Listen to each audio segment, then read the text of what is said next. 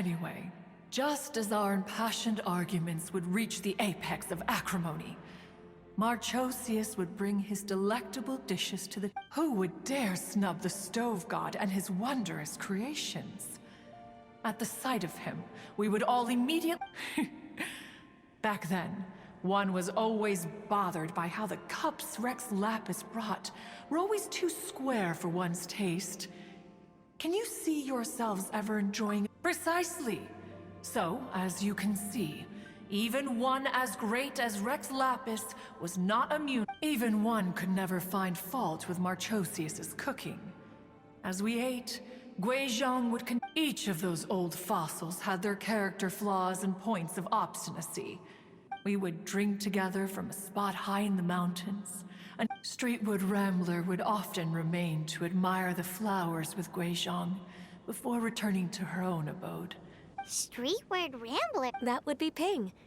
You probably know her as Madam Ping. Oh, okay.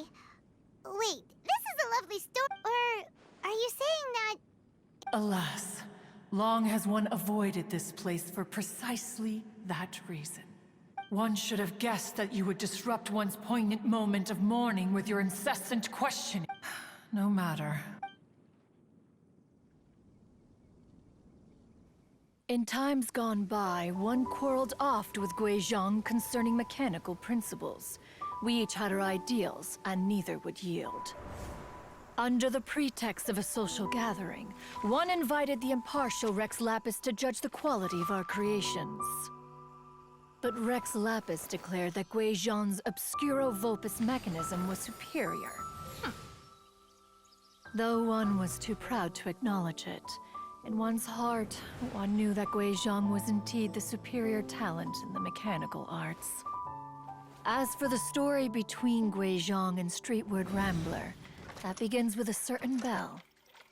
In Guizhong's opinion, while mechanisms were no substitute for human composers, they were yet capable of producing simple but fine melodies.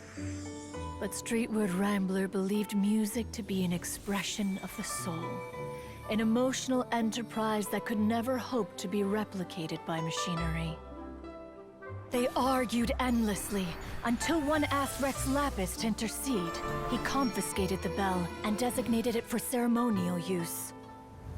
Thereafter, one would often find them convening in the mountains, discussing music, mechanics, and all the affairs of the mortal world. But these good times were not to last. War broke out between the gods, and soon engulfed the Guili Plains. Guizhong was overpowered by the enemy, and fell in battle. When Streetwood Rambler and I arrived at the scene at long last, all that remained among the ruins was her lifeless body. After this, at Streetwood Rambler's request, Rex Lapis granted her the cleansing bell for safekeeping.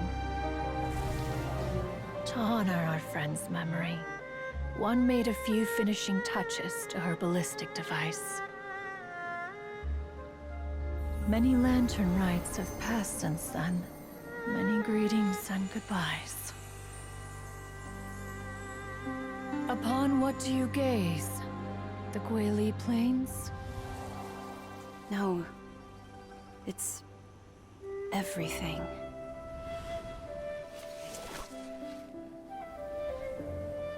We think of human life as like a lantern that's lit one minute and extinguished the next. But are we Adepti so different? Perhaps as dust settles after a storm, we too must one day return to the world below.